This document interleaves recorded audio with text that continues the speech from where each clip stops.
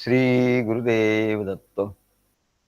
श्रीमद भगवद्गीतेच्या 11व्या अध्यायावर आपलं प्रवचन सुरू आहे. त्यातला हा 10वा श्लोक आहे. याच्यावरचं आता आपण निरूपण बघूया. अनेक वक्त्र नयनमेका भूतदर्शनम अनेक दिव्याभरणम दिव्यानेकोद्यतायुधम अनेक वक्त्र नयनम एकाद्भुतदर्शनम अनेक दिव्याभरणम दिव्यानेकोद्यतायुधम.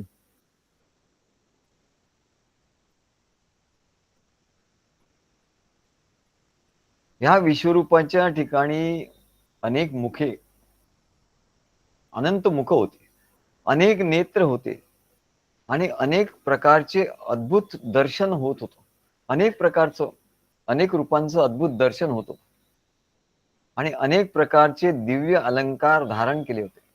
अनेक रूपांनी अनेक प्रकारचे दिव्य अलंकार भूषण धारण केले होते आणि ते विश्वरूप अनेक प्रकारच्या आयुधांनी उद्युक्त दिसत होतं. अनेक प्रकारचे आयुध त्याने धारण केली होती. तेव्हा हे विश्वरूप दर्शन अर्जुनाने भगवान श्रीकृष्णाच्या रूपाच्या ठिकाणीच पाहिलं. जसं आपण सांगितलं, रूपी गुंतले लोचन. जसं तुकाराम महाराजांनी त्या पांडुरंगाच्या ठिकाणी बघितलं, तसं सुरुवात अर्जुनाची त्या भगवान श्रीकृष्णाच्या सगुण रूपाच्या ठिकाणी त्यांनी दर्शन घेतलं. कुठे आकाशात अंतरिक्षात त्यांनी बघितलं नाही, असे डोळे वर करून कुठे अंतरिक्षात बघितलं नाही. नाहीत असं बघितलं असतं तर त्याचं ध्यान बिघडलं असतं, म्हणजे त्याची समाधी लागली नसती. रूपी गुंतले लोचन पायी स्थिरावेले मन देह भाव हरपला तुझं पाहता विठ्ठला. तेव्हा त्याने आधी चर्मचक्षुनीच बघितलं म्हणा आणि त्याचा देहभाव हरपला, तेव्हा त्याला दिव्य चक्षु प्राप्त झाले. असं म्हणाले जे विश्वरूप दर्शन आधी कोणी घेतलं होतं का? आधी तर म्हणले आधी यशोदा मातेने हे दिव्य दर्शन घेतलं होतं. त्या भगवंतानी अशी माती खाल्ली आणि यशोदा मातेने सांगितलं, तिने बघितलं, ती म्हणाली तू माती खाल्ली आहे, बघू तुझं तोंड उघड. त्याने आपलं मुख उघडल्यानंतर त्या यशोदा मातेला हे दिव्य विश्वरूप दर्शन भगवान श्रीकृष्णाने दिलं. ज्याप्रमाणे मग त्या दिव्यरूप दर्शनामध्ये दिव्यरूप दर्शन हे सगुण साकार आहे. परमेश्वराची सगुण साकार रूप त्याच्यामध्ये आहे, म्हणजे ते बघता येतं, दिव्य चक्षुनी बघता येतं. पण ती सगुण साकार आहे म्हणजे ते निर्गुण निराकारापेक्षा काही कनिष्ठ आहे असं नाही म्हणा. सगुण साकाराचंच ते निर्गुण निराकाराच ते सगुण साकार झालं ना. जसं पाण्याचा बर्फ झाला म्हणजे पाणी आणि बर्फ याच्यात फरक आहे का? काहीच फरक नाही. तत्वदृष्ट्या पाणी आणि बर्फ याच्यात काही फरक नाही. बर्फाचं पाणी झालं, पाण्याचा बर्फ झाला, तसं निर्गुणाचं हे सगुण विश्वरूप झालं, याच्यात काहीच फरक नाही म्हणा. परंतु व्यवहारात जसं होतं की मातीचा कुंभ करतात, तर खरं म्हणजे काय असतं? खरं जर पाहिलं तर दिसायला असं दिसतं की तो काहीतरी आकार आहे, नाव आहे, आणि म्हणून लोक नाव आणि नाम रूपामध्येच गुंततात. लोक म्हणतात अरे हा कुंभ आहे म्हणजे नाव झालं आणि त्याला आकार आहे, आकारामुळे तो कुंभ, असा असा आकार आहे. पण खरी ती मातीच आहे म्हणाले. जसा पाण्याचा बर्फ झाला, आकाराला आला, निराकार वस्तू कैसी आकारा आली, कैसी आकारा आली, सर्वा घटी व्यापक, सर्वा घटी व्यापक माझी सद्गुरु माऊली. सद्गुरु माऊली सर्व सर्व घटामध्ये, घटाघटामध्ये ती व्यापक आहे म्हणा. तेव्हा सर्व घट म्हणजे सर्व विश्व हे कशाचं बनलेलं आहे? तर म्हणले सद्गुरु तत्वाचंच बनलेलं आहे. सर्व हे विश्व बनलेलं आहे ना, हे सद्गुरु तत्वाचं बनलेलं आहे. सर्व घटी व्यापक सर्व घटी व्यापक जे आहे सद्गुरु तत्व आहे. सर्व घटी आपण सद्गुरूंना बघू शकतो. त्यांच्या रूपाच्या ठिकाणी बघता बघता प्रेम होता होता रूपी गुंतले लोचन. रूपाच्या ठिकाणी लोचन गुंतले की ते हळूहळू ते आपल्या व्यापक ते त्या दृष्टीला व्यापक करत जातात. सद्गुरू काय करतात, त्यांचं सगुण साकार रूप, जसं भगवान श्रीकृष्णाचं सगुण साकार रूप मनुष्य रूपच होतं. परंतु अर्जुन काय फरक झाला, तर अर्जुनाचं दृष्टी त्या सगुण साकार रूपामध्ये गुंतले. रूपी गुंतले लोचन पायी स्थिरावले मन. देह भाव हरपला तुझ पाहता विठ्ठल. देह भाव हरपला म्हणजे झाला हा व्यापक. म्हणजे त्यांनी सर्व घटी व्यापक माझी सद्गुरु माऊली. म्हणजे सद्गुरु जे आहे ते सर्व घटी व्यापक त्याला अनुभवाला यायला लागले. कधी, तर रूपी त्याच्या नेत्र गुंतले, पायी मन स्थिर झालं. मग कोणाला अनुभव काय येत नाही हो, आम्हाला अनुभव काय येत नाही. तर म्हणले तुमची अशी अवस्था नाही झाली. तुम्हाला सद्गुरू म्हणजे आपल्यासारखे मनुष्य रूपच दिसतात का, सर्व घटी व्यापक झाले नाही. म्हणून सर्व घटी परमात्मा आहे, सद्गुरू आहे असा तुमचा अनुभव का नाही झाला, कारण तुम्हाला अजूनही असं वाटतं की सद्गुरू हे या रूपापुरतेच मर्यादित आहेत. ते आपल्याला दिसतात, आपल्याशी बोलतात, बस तेवढंच, त्याच्या पलीकडे नाही. ते आपल्यासाठी जेवतात, राहतात, खातात, पितात, सर्व करतात. म्हणून ते एवढेच आहे अशी भावना होऊन राहते. आणि म्हणून त्यांच्या महात्म्याची विस्मृती होते. तत्रापि न महात्म्य ज्ञान विस्मृती अपवाद हा. आणि म्हणून त्यांच्या महात्म्याची विस्मृती होते. पण तुकाराम महाराजांनी काय अनुभव घेतला, अर्जुनाने काय अनुभव घेतला, आणि का त्याला अनुभव आला, व्यापक स्वरूपाचा अनुभव का आला. सद्गुरूंच्याच ठिकाणी, भगवान श्रीकृष्णाच्याच ठिकाणी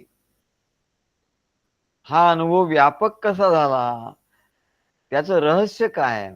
त्याचं रहस्य हेच आहे की इतर लोक आपल्या चर्मचक्षुनी बघतात, पण ते लोचन, ते त्यांचे नेत्र त्यांच्यामध्ये गुंतत नाही. रूपी गुंतले लोचन. रूपी त्या सद्गुरूंच्या रूपामध्ये बघता बघता बघता ते लोचन गुंततात का. आमचे महाराज सांगायचे, अरे सद्गुरूंचं असं रूप बघता बघता बघता म्हणले असं असं होतं की ते रूपही जातं म्हणाले. काय, ते बाह्य रूप जातं, पण त्याचा एक मोठा संस्कार आत राहतो. त्यांचं बाह्य रूप काही वेळाने दिसेनासं होतं, परंतु तो रूपी गुंतले लोचन असं होतं. आणि त्यांचं निर्गुण स्वरूपात आपण प्रवेश करण्याची वेळ येते म्हणा. रूपामधूनच निर्गुण रूपात जातो म्हणा. म्हणजे सद्गुरूंच्या रूपाकडे बघता बघता बघता बघता आपली पूर्ण दृष्टी एकाग्र झाली पाहिजे.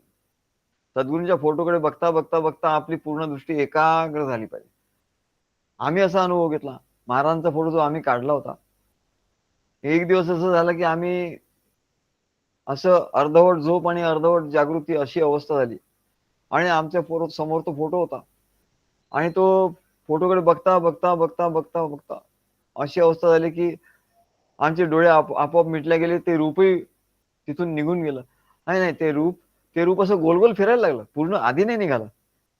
म्हणजे तो जो आकार आहे ना, तो आधी गोल गोल गोल गोल फिरायला लागला. महाराजांचा तो म्हणजे झब्बा घालत होते आणि जे धोतर नेसत होते, आणि असा पूर्ण व्हाईट असा आहे. आता त्या संतांनी, चंद्रशेखर संत, त्यांनी आता फोटो एक काढून आणला गुरुपौर्णिमे दिवशी. तो इतका सुंदर आहे का त्याच्यात तो व्हाईट जो रंग आहे तो एवढा सुंदर दाखवलेला आहे, त्यांनी दिलेला आहे की तो असा महाराजांचं बघता बघता बघता बघता रूपी गुंतले लोचन. आमचा अनुभव सांग की तो फोटो असा गोल फिरायला लागला, आणि गोल फिरता फिरता त्यांचं जे सगुण रूप होतं ते त्याचं प्रकाशात रूपांतर झालं. प्रकाशात रूपांतर म्हणजे त्याला काय आकार नाही आता, पण सगुण आहे, गुण आहे त्याच्यात, की त्याच्यात तेज आहे म्हणजे प्रकाश आहे, पण ते निर्गुण नाही आहे, ते सगुण आहे, पण साकार नाही आहे म्हणा, आकार नाही, आकार राहिला नाही. आणि मग तो प्रकाश असा आमच्या आत हृदयामध्ये यायला लागला, आणि हृदयात येता येता येता येता मग ते सद्गुरू आमच्या हृदयात येऊन बसले, आणि तिथे ते त्यांचं दर्शन आम्हाला आता सदा सर्व काळ त्यांचं दर्शन आम्हाला. तर तेव्हा रूपी गुंतले लोचन, याला म्हणतात रूपी गुंतले लोचन. नाहीतर सद्गुरूंचे दर्शन तर आपण घेतो, पण अशी अवस्था होते का हो? तर अशी अवस्था होत नाही. अशी अवस्था जेव्हा होते तेव्हा त्याला म्हणतात रूपी गुंतले लोचन. आणि मग काय होतं? पायी स्थिरावले मन, आणि मग मन आपोआप त्या सद्गुरूंच्या चरणाशी एकरूप होतो, स्थिर होतो. देहभाव हरपला, आणि मग देहभाव आपला निघून जातो. आपण कोण काय काही राहत नाही. तुझ पाहता विठ्ठला, अशी अवस्था होते. तेव्हा अशी जेव्हा अवस्था होते तेव्हा ते तेव्हा आपण त्या संधी कालात जातो. कुठल्या? तर त्या दिव्य लोकात, त्या परलोकात जातो. म्हणजे त्यावेळेला समजा की आपण परलोकात गेलो, तेव्हा तो अर्जुन सुद्धा परलोकात गेला, परलोकामध्ये गेला. तिथे असूनच तो परलोकात गेला. आणि तिथे म्हणले त्याला हा विश्वरूपाचा अनुभव आला. म्हणून म्हणतात की कुंभ किंवा माठ ज्याला म्हणतात ते नाम आहे, आणि त्याचा जो आकार आहे म्हणजे तो सगुण साकार आहे. पण खरं काय आहे? ते खरं तर मातीच आहे म्हणा. तसं निर्गुण निराकार सगुण साकार विश्व दिसलं, विश्वरूप दिसलं, परंतु ते आहे काय? मूळ म्हणजे महामूळ, महाईश, महादात. हे मूळ आहे परमात्म तत्व, सद्गुरु तत्व, परमात्म तत्व आहे म्हणाले. ते निर्गुण निराकार आहे. आणि म्हणून त्याचप्रमाणे या विश्वाकडे जेव्हा लोक बघतात तेव्हा म्हणाले ते विश्व नामरूपाने त्या विश्वाला ओळखतात, आणि नामरूपच त्यांना खरं वाटतं. या सृष्टीकडे बघतात तर त्यांना नामरूपच खरं वाटतं. मग असं झालं, तसं झालं, हे झालं, ते अरे हे नामही खोटं आणि ते रूपही खोटं म्हणाले. काय? तो परमात्माच आहे म्हणाले, त्या रूपाने तो परमात्माच आहे. आणि असं नामरूप त्यांना खरं वाटल्यामुळे ते नामरूपात गुंततात. रूपी गुंतले लोचन नाही होत म्हणजे त्या सृष्टीच्या नामरूपामध्ये ते गुंततात, हे त्यांना खरं वाटतं. आणि त्याच्याबद्दल एकतर आकर्षण किंवा मोह होतो, स्नेह होतो, प्रेम होतो, किंवा आसक्ती होते, किंवा मग तिरस्कार होतो. ते नाही आवडलं तर तिरस्कार, त्याच्यापासून दुःख झालं तर त्याचा तिरस्कार निर्माण, द्वेष निर्माण होतो. तेव्हा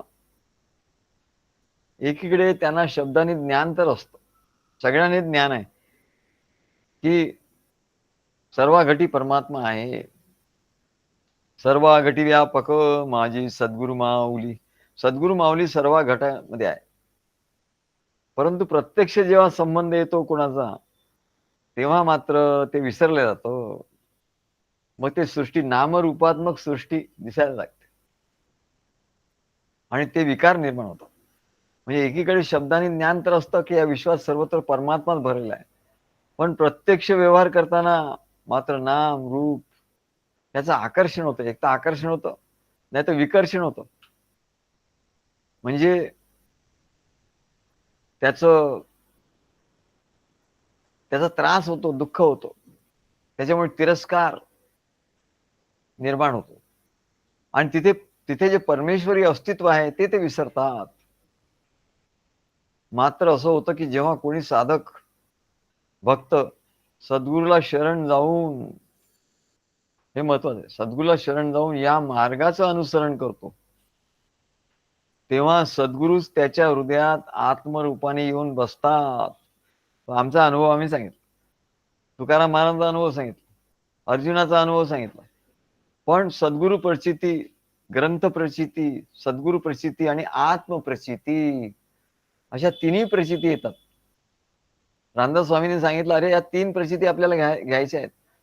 आधी ग्रंथ प्रचिती, ग्रंथात लिहिलेलं आहे ते सत्य आहे असं समजलं पाहिजे.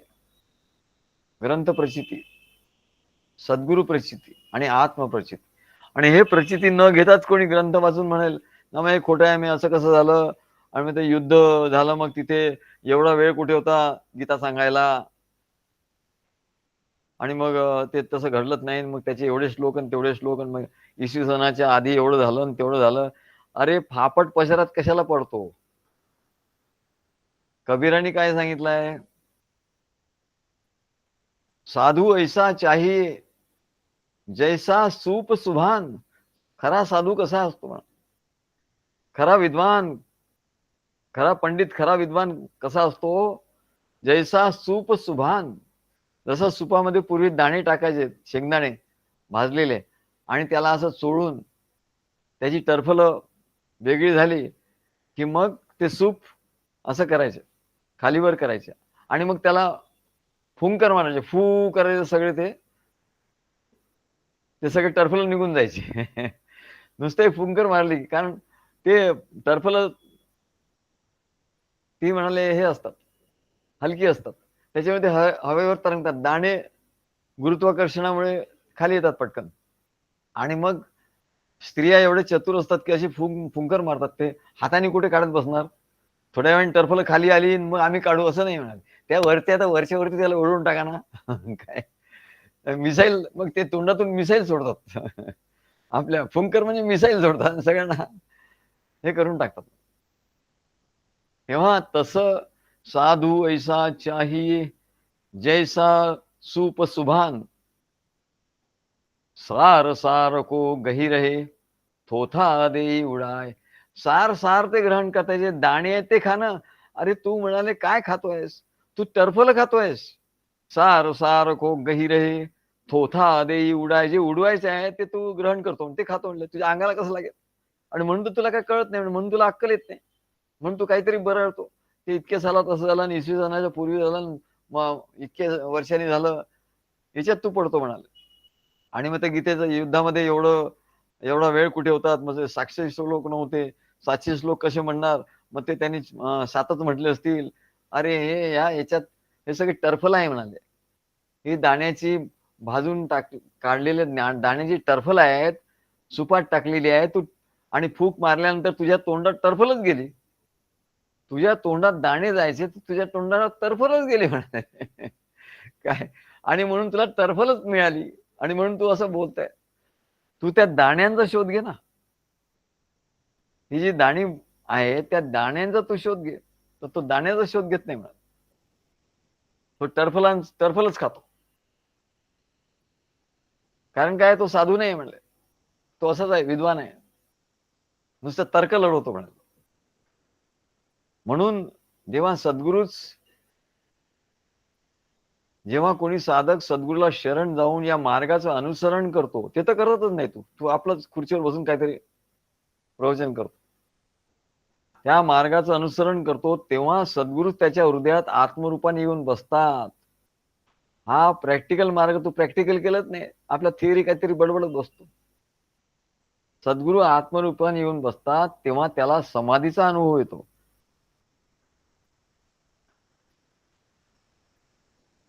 तेव्हा समाधीचा अनुभव येतो, आणि आत्मरूपाने सद्गुरू त्याच्या हृदयात येऊन बसतात. ते सद्गुरूचं रूपच.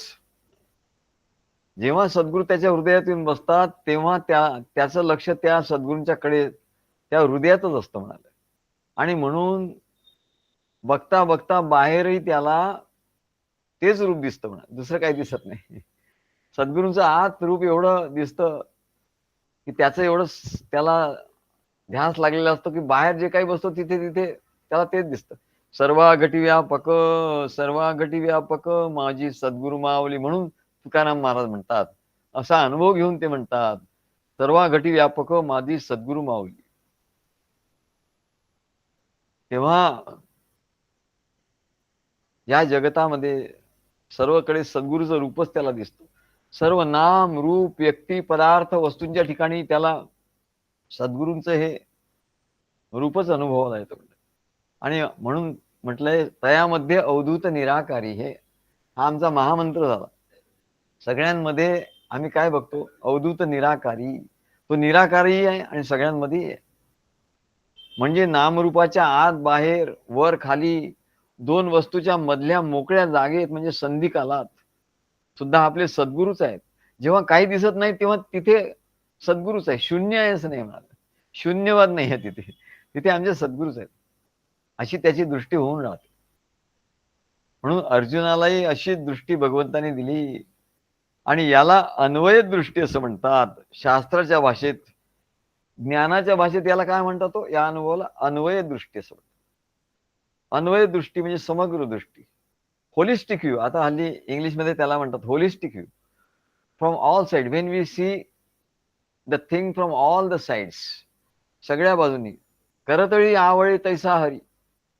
आवळा त्याला करतला मलकत्व असं म्हणतात. करतल अमलक, अमलक म्हणजे आवळा. करतल म्हणजे तळ हातावर ठेवलेला आवळा जसा सर्व बाजूनी बघता येतो.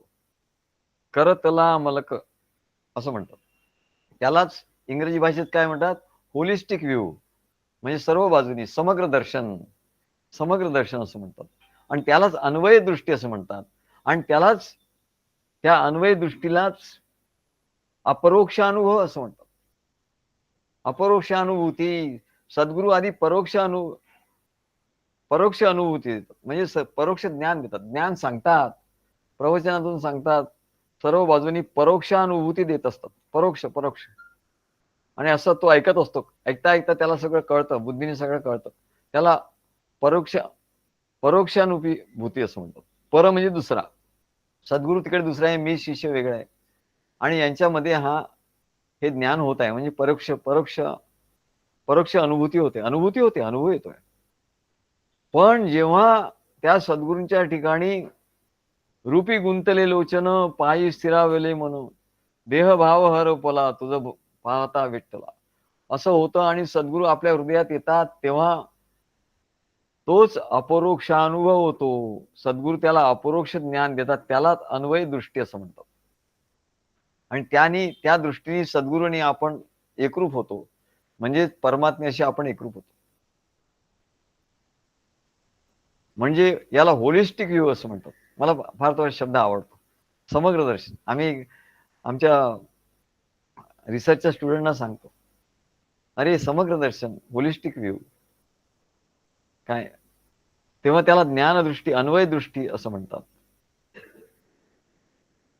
अन्वय म्हणजे सर्व गोष्टी एकत्र येऊन त्याची एकच वस्तू तयार होणे. समजा सर्व देशाचे नकाशे जे आहे, जगाचा नकाशा आणला, त्याचं सर्व देश वेगवेगळे केले, कापून असे वेगवेगळे ठेवले आणि त्याला मिक्सअप करून टाकलं. तसं म्हणले हे जगत जो मनुष्य बघतो अज्ञान दृष्टी, ते सगळं मिक्सअप झालंय म्हणले. काय मग काय करायचं? तर त्या गोष्टी, ते सगळे नकाशे एक एक करून जो जाणकार आहे तोच करू शकतो. आशिया खंड कुठे आहे, आशिया खंडातले देश कुठे आहेत, त्याला माहिती आहे. म्हणून परोक्ष ज्ञानाने काय होतं? तर हे ज्ञान होतं की कुठे काय आहे, हे ज्ञान होतं. आणि अपरोक्षानुभूती म्हणजे काय? सगळ्यांचा पुन्हा अन्वय झाला, म्हणजे सगळे नकाशे. मग हे 5 खंड कुठले आहेत, समुद्र कुठले आहेत, हे सगळं, आणि ते कुठे कुठे आहेत हे त्याला ज्ञान असल्यामुळे तो बरोबर ते नकाशाचे तुकडे वेगवेगळे केलेले बरोबर जुळवू शकतो. किंवा एखादं चित्र असेल, त्या चित्राचे वेगवेगळे अंश, वेगवेगळे भाग तो एकत्र जुळवू शकतो जेव्हा त्या पूर्ण चित्राचं त्याला माहिती असेल. तसं सद्गुरू परोक्ष ज्ञान देतात आधी, म्हणजे सगळी त्याला माहिती होते काय. मग जेव्हा ते तुकडे तुकडे करून त्याच्या समोर येतं संसाराच्या रूपाने, तेव्हा तो बरोबर त्याला बाजूला करून वेगळं वेगळं करून त्याचा एक पूर्ण होलिस्टिक व्ह्यू, समग्र दर्शन त्याला तयार करतो. आणि या प्रक्रियेला इंग्रजी भाषेत इंटिग्रेशन असं म्हणतो. इंटिग्रेशन आणि मॅथमॅटिक्स मध्ये पण याचं इंटिग्रेशन आहे, क्लासिफिकेशन आहे, इंटिग्रेशन. तेव्हा मुलांना नकाशा देतात, चित्र देतात आणि त्यांना एकत्र ते करायला सांगतात. एकसंध चित्र, हे दृश्य त्यांना दिसतं, त्याला सिंथेसिस असा एक शब्द आहे, सिंथेसिस, अनालिसिस अँड सिंथेसिस असं म्हणतात, त्याला समन्वय असं म्हणतात. तसंच परमात्म्याचं ज्ञान दोन प्रकारे दिलं जातं. सद्गुरू एकदा व्यतिरेकाने ज्ञान देतात, म्हणजे सगळं वेगवेगळं करतात. मी यन मम जीव भावा गुरुराया वेग वेगळा करीतो, विपरीत मम धरी श्रीहरी, श्रीहरी विपरीत भावना धरितो. तो विपरीत भावना धरत नाही, तो सगळं वेगळं वेगळं करतो म्हणाले. विपरीत मम धरी श्रीहरी, एक एक विपरीत त्याचं धरतो तो आणि वेगळं वेगळं करतो. विपरीत मम धरी श्रीहरी, श्रीहरी विपरीत भावना धरितो. विपरीत भावना तो धरत नाही, त्यांनी काही चुका केल्या, पाप केलं, काय केलं, विपरीत भावना धरत. मी यण मम जीव भावा, मी आणि माझा जीव भाव तो वेगळा अनालिसिस करायला सुरुवात करतो. यालाच व्यतिरेक असं म्हणतात. व्यतिरेक, व्यतिरेक ज्ञान म्हणतात. वेगवेगळे करून दाखवतो, वेग बघ असा आहे तू, आणि तू कसा आहे त्याचंही ज्ञान देतात. अन्वयानी, अरे हे सगळं जोडलं ना व्यवस्थित, आता तू कुठलंही काही कुठे जोडलेलं आहे म्हणाले, सगळा विचका झालेला आहे. ते बाजूबाजूला करून आता तुला व्यवस्थित हे चित्र मी दाखवतो, मी ज्ञान देतो, त्याप्रमाणे ते हे चित्र तू बरोबर जुळवून घे म्हणाले. त्याला व्यतिरेक असं म्हणतो, म्हणजे तुला अनुभव येईल, समग्र अनुभव येईल. मग हे वेगवेगळे करून दाखवतात आणि मग काय म्हणतात, आता सांग तू कोण आहेस, आता निवाडा कर बघू तू कोण आहे. 24 तत्व सांगतात. अरे तू कसा बनलेला आहेस, तर म्हणले प्रकृतीचा बनलेला आहे, असं ज्ञान देतात. प्रकृतीचे किती तत्व आहेत, 24 तत्व आहेत. 24 तत्व कुठले आहेत, तर म्हणले पंचमहाभूत आहेत. त्या पंचमहाभूताचे पंच विषय आहेत. पृथ्वी, आप, तेज, वायू, आकाश, हे पंचमहाभूत. त्याचे विषय म्हणले शब्द, स्पर्श, रूप, रस, गंध, हे 10 झाले. त्याच्यानंतर पंच इंद्रिय आहे, तुला 5 इंद्रिय आहे, 5 ज्ञानेंद्रिय, 5 कर्मेंद्रिय आहेत, असे मिळून 10, म्हणजे 10 20 झाले. आणि 4 म्हणजे मन, बुद्धी, चित्त, अहंकार, हे 4 म्हणजे हे 24 झाले. आणि हे 24 तत्व वेगवेगळे करून दाखवले. मग आता तू कुठे आहे, दाखव तुझ्या ठिकाणी, आता तू कुठे आहेस, असं सद्गुरू विचारतात. तू म्हणजे कोण, तो मीपणा घेऊन येतो, मी मी मी म्हणतो. तर सद्गुरू त्याला सांगतात, बघ पंच ज्ञानेंद्रिय झाले, हे 5 वेगळे काढले, याला व्यतिरेक ज्ञान म्हणतात. वेगळे 5 काढले, हा पृथ्वी, आप, तेज, वायू, आकाश, तू आहे का, हे नाही, बरोबर. मग याचे जे गुण आहे, शब्द, स्पर्श, रूप, रसगंध, हे तू आहे का, नाही. गंध तू घेतो, हे घेतो, रूप बघतो, म्हणजे तू त्याच्यापासून वेगळा आहे. शब्द, स्पर्श, रूप, रसगंध हे वेगळे, हे 10 झाले वेगळे. मग पंच ज्ञानेंद्रिय काय, पंच ज्ञानेंद्रिय म्हणजे काय, डोळे आहे, कान आहे, नाक आहे, त्वचा आहे, हे सगळं आहे म्हणले. म्हणजे पंच कर्मेंद्रिय आहे, पंच ज्ञानेंद्रिय आहे, जिव्हा आहे, नाक आहे, सुगंध घेतो, डोळ्यांनी बघतो, हे पंच ज्ञानेंद्रिय आहे म्हणाले. पंच ज्ञानेंद्रिय, पंच कर्मेंद्रिय, हे तू आहेस का, नाही. डोळा तू आहे का, हात तू आहे का, पाय तू आहे का, त्वचा तू आहे का, नाही. हे वेगळं वेगळं केलं. मी यन मम जीवभाव, याला जीवभाव म्हणतात. गुरुराया वेग वेगळा करीतो, असं वेगवेगळं करतात.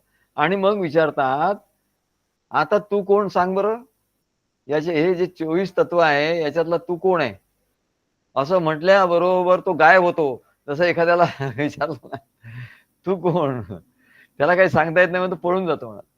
तसं असं म्हटल्याबरोबर अहंकार गायब होतो, कुठल्या कुठे दिसतच नाही म्हणा. तेव्हा सद्गुरू त्याला विचारतात, याला व्यतिरेक ज्ञान असं म्हणतात. व्यतिरेकाने ज्ञान देतात आणि तो अहंकार गायब करून टाकतात त्याचा. आता सांग तू कोण आहे, तो सांगू शकत नाही. आणि निवाड्याचा, मी कोण याचा निवाडा करू लागल्यावर एकेका तत्वाचा निराश करत जायचा.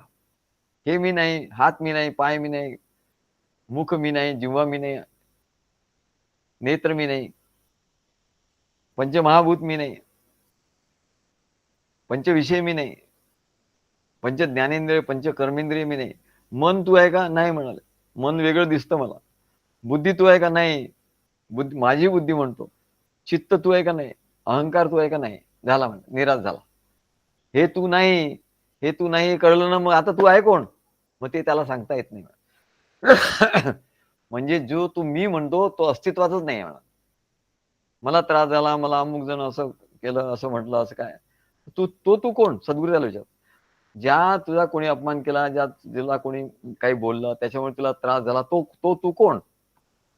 त्याला असं विश्लेषण केल्यावर तो उत्तर देऊ शकत नाही, कारण तिथे तो राहू शकत नाही, त्याचं अस्तित्वच नाही राहत. त्याचं अस्तित्वच गायब होतं. त्याचा निवाडा तो करू शकत नाही. म्हणजे एकेका तत्वाचा निराश सद्गुरू करतात आणि शेवटी काय उरतं? काहीच उरत नाही म्हणाले. शेवटी प्रकृतीचा निराश होतो, संपूर्ण प्रकृतीच गायब होते म्हणे. सगळं संपूर्ण मायाच गायब होते. म्हणून मी म्हणून कोणी उरतच नाही दाखवायला. ज्याला मी म्हणत होतो त्याचे अस्तित्वच उरत नाही. आणि याला विवेक प्रलय असं म्हणतात. महाराज म्हणाले अरे विवेक प्रलय असतो. तो मोठा प्रलय होईपर्यंत वाट कशाला बघायची? आपण याच देहामध्ये विवेक प्रलय करून टाकायचा. हे पंचमहाभूत, पंच ज्ञानेंद्रिय, पंचकर्मेंद्रिय सगळ्यांचा हे मी नाही, असा सद्गुरू त्याचा सगळा विवेक प्रलय करून टाकतात. म्हणजे प्रकृतीचे हे 24 तत्व हे यांचा प्रलय झाला की मग उरतो कोण? तर 25वा पुरुष उरतो, तो साक्षी. त्याला साक्षीच. आणि साक्षी हा काय आहे? मगाशी सांगितलं, साक्षी हा आत्म्याचं चक्षु आहे, आत्म्याचा डोळा आहे. आत्मा बघतो का? बघतो. कुठल्या डोळ्याने बघतो? तर साक्षी या डोळ्याने आत्मा बघतो. तेव्हा 25वा त्याला 25वा पुरुष असं म्हणतात. 25वा जो उरतो तो पुरुष आहे, तोच आत्मा आहे. मग आत्मा उरतो असं करून त्या आत्मस्वरूपाला जाणून घ्यायचं. म्हणजे किंवा देह, मन, बुद्धी, चित्त, अहंकार हे म्हणजे तू आहे का? नाही. मग देह, मन, तू देह आहे का? नाही. तू मन आहे का? नाही. तू बुद्धी आहे का? नाही. तू चित्त आहे का? नाही. तू अहंकार आहे का? नाही. मग त्याच्या पलीकडे काय आहे? तो साक्षी आहे. आणि साक्षी हा आत्मा आहे. काय त्यांचं गायन सुरू झालं म्हणजे ते आता ते एका सगळं लयीत गायन करतात आणि ते सांगतात हे तू नाही आहे म्हणा. जे नाही आहे ते मानून बसलं. जे शिल्लक राहत म्हणले ते साक्षीच. असा विवेक प्रलयाने जे तत्व त्याच्यातून उत्पन्न झालं त्याच्यात त्याचा लय करत गेला. विवेक प्रलय कसा करायचा महाराज सांगायचे. अरे म्हणले पृथ्वी तत्व, देह हा पृथ्वी तत्व आहे. मग पृथ्वी तत्वाचा लय कशात होतो? जल तत्वात होतो. माती पाण्यात टाकली की ती विरघळून जाते. म्हणजे मातीचं अस्तित्व विरघळून जातं, नष्ट होतं. मग जल हे अग्नीमध्ये टाकलं किंवा जलाला तापवलं तर त्याचं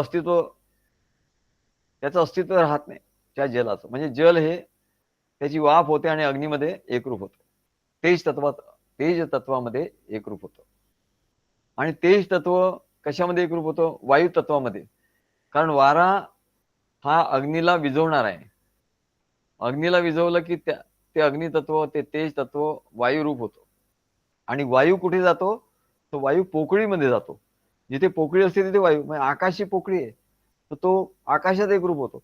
आणि आकाश कशात एकरूप होतो? महत्तत्वात. महत्तत्व म्हणजे अहंकार. परमात्म्याने जो मी म्हणून अहंकार धारण केलेला आहे त्या अहंकारामध्ये महत्तत्वात एकरूप होतो. आणि तो महत्तत्व कशात जातं? तर म्हणले प्रकृतीत एकरूप होतो. तो अहंकार प्रकृतीत जातो, कारण प्रकृतीच राहिली नाही आता, तर अहंकाराला काय जागा राहणार?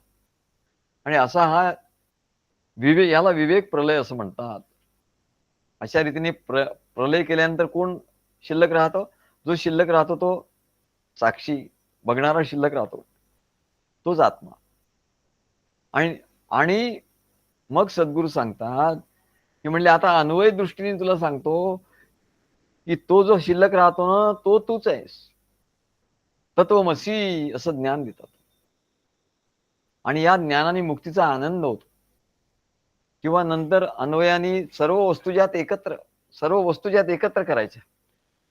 सद्गुरू म्हणतात आता तुला कळलं, वेगवेगळं करून मी दाखवलं.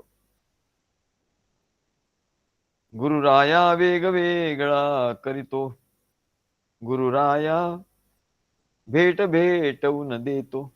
आणि भेट भेटवून देतो, वेगळा वेगळा करतो आणि भेट भेटवून देतो.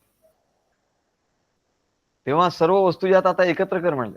आता तुला विश्वरूप बघायचं ना, मग सर्व सर्व वस्तू ज्यात एकत्र कर, त्यात परमात्मा कसा भरलेला आहे ते दाखवतो म्हणा.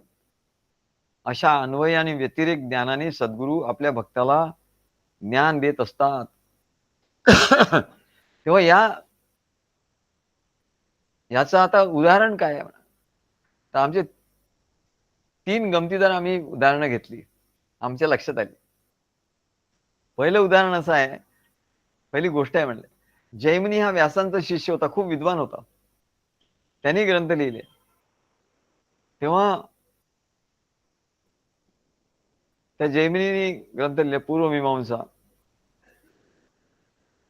त्याचा शिष्य होता, विद्वान होता, त्याला विद्वत्तेचा अहंकार होता.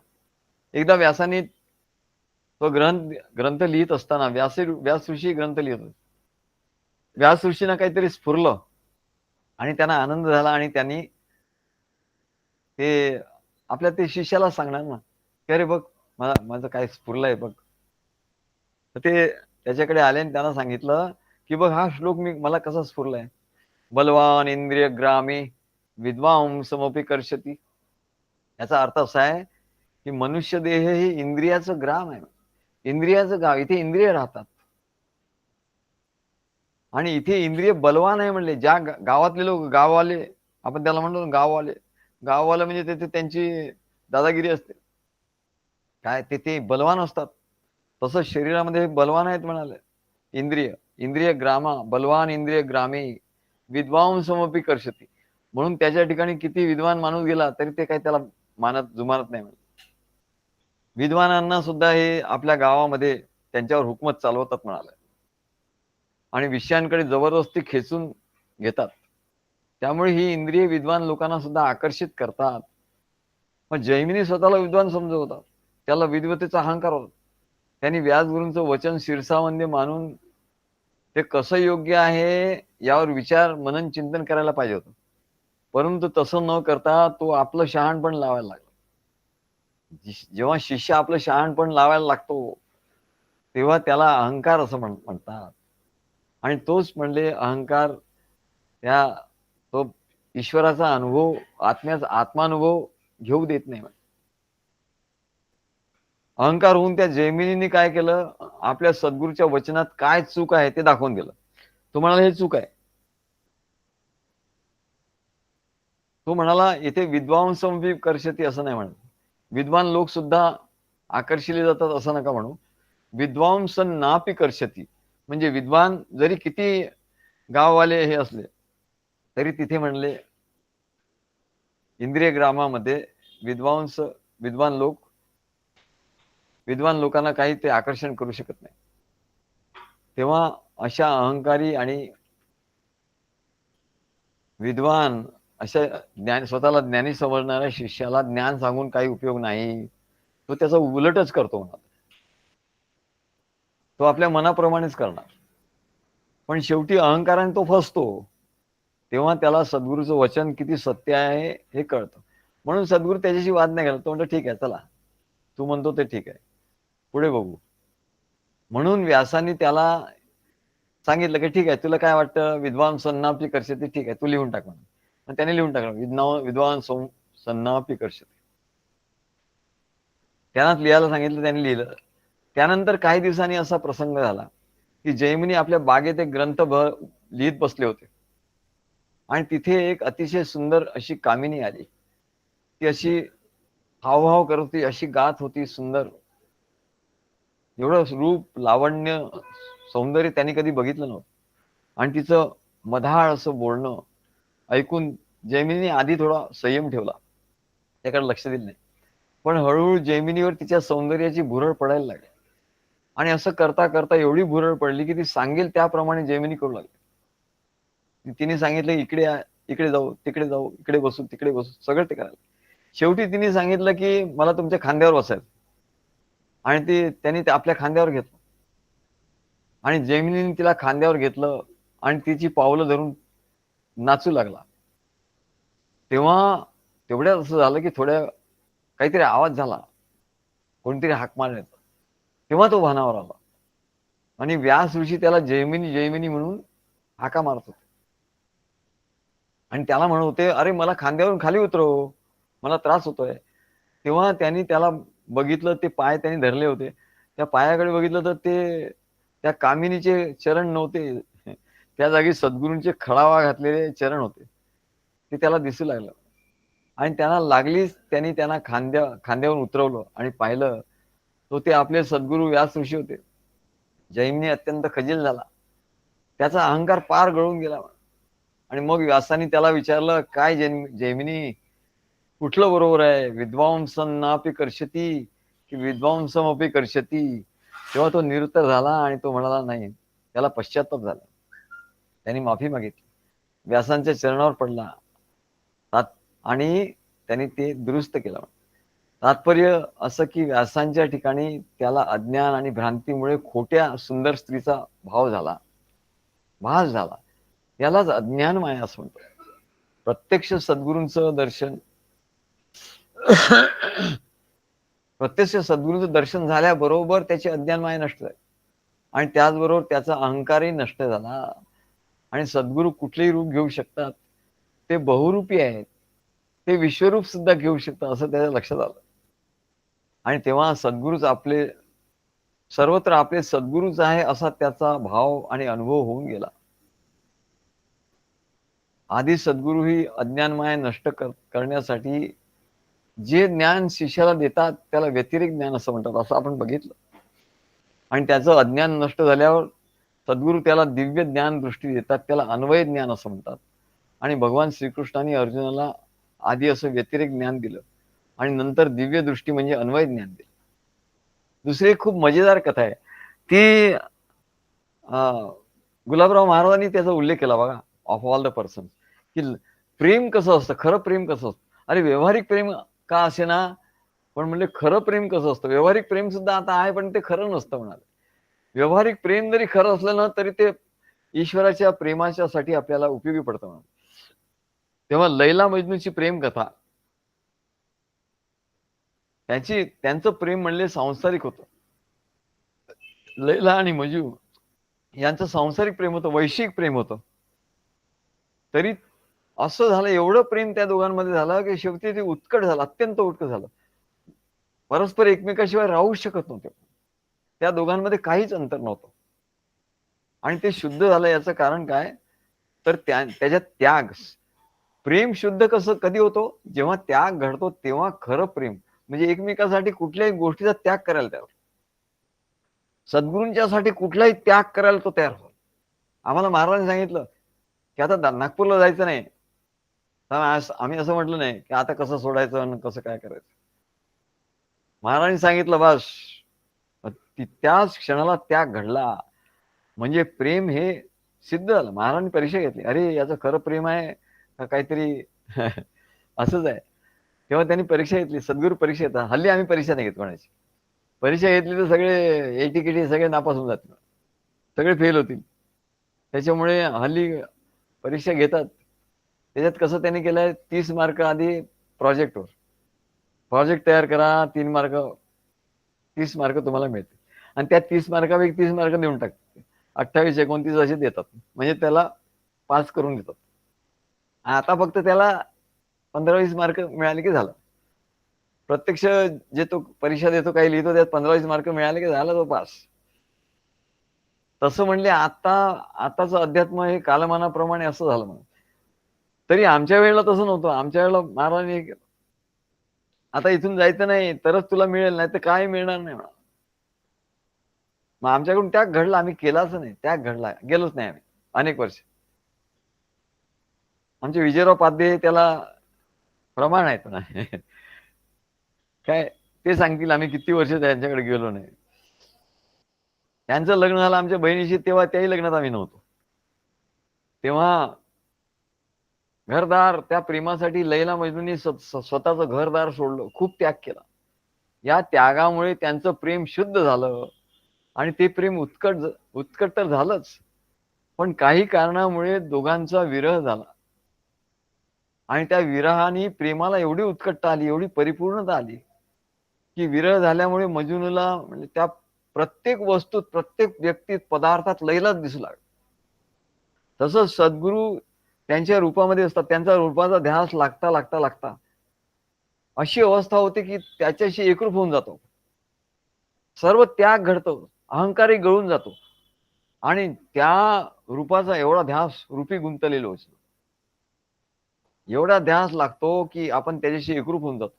तो मजनू लैलाशी एकरूप झाला. आपलं मजनूत्व त्याने विसरला आणि तो स्वतः लैला झाला म्हणाला. बाह्य जगाचा विसर पडला. एक लैलाच त्याला दिसू लागली. बाह्य जगाचा त्याला विसर पडला. त्याचं प्रेम आणि त्या क्षणी त्याचं प्रेम व्यापक झालं. म्हणजे सगळीकडे तो जिथे जातो तिथे त्याला ते लैला दिसायला लागले. असं गुलाबराव महाराज सांगतात. म्हणले हे याला प्रेम असं. तर सद्गुरूंच्यावर प्रेम असं करावं. म्हणजे त्यांचं प्रेम हे विश्वरूप होतं म्हणा. कारण विश्व हे जसं त्याला लैला आहे त्या विश्वरूपाने दिसायला लागलं. त्याला व्यतिरिक्त ज्ञान होता होता त्याला समन्वय ज्ञान झालं आणि सर्वत्र लैलाच दिसू लागली. तसं आपले सर्व सद्गुरू सर्वत्र दिसू लागतात. हीच अन्वयी दृष्टी आहे.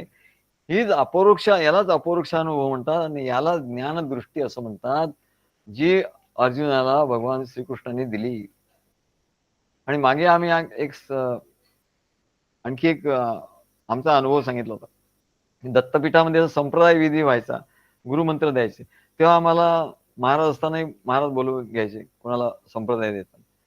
आणि परमानंद स्वामी द्यायला लागले तेव्हापासून ते आम्हाला बोलवायचे आणि ते आम्हाला त्यांच्या बाजूला बसवायचे आणि बाकी सगळे अर्धवर्तुळाकार असं बसवायचे. तेव्हा एकदा असं संप्रदाय सुरू असताना मग मधून काही सामान वगैरे आणायचं न्यायचं, तर मधून कोणी व्यक्ती येऊन सामान द्यायचं. तर असं पण असं दंड काय की मधून कोणी यायचं नाही. सद्गुरू आणि शिष्य यांच्या मधून कोणी यायचं नाही. तेव्हा परमानंद स्वामी म्हणाले की सद्गुरू आणि शिष्य इतर शिष्य होते आणि आम्ही यांच्यामधून कोणी गेलं नाही पाहिजे. पण मग त्यांना एकदम ते म्हणले की निजधामानंद स्वामी आणि आम्ही यांच्यामधून कोणी गेलं तर काय हरकत नाही.